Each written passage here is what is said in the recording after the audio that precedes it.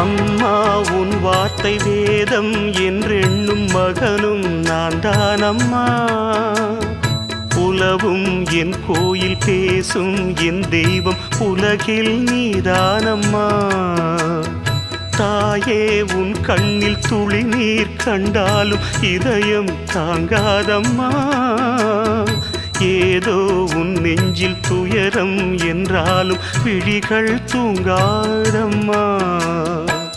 வண்ணமுகம் வாடி நிற்க பார்த்ததில்லை நானும் என்னாலும்.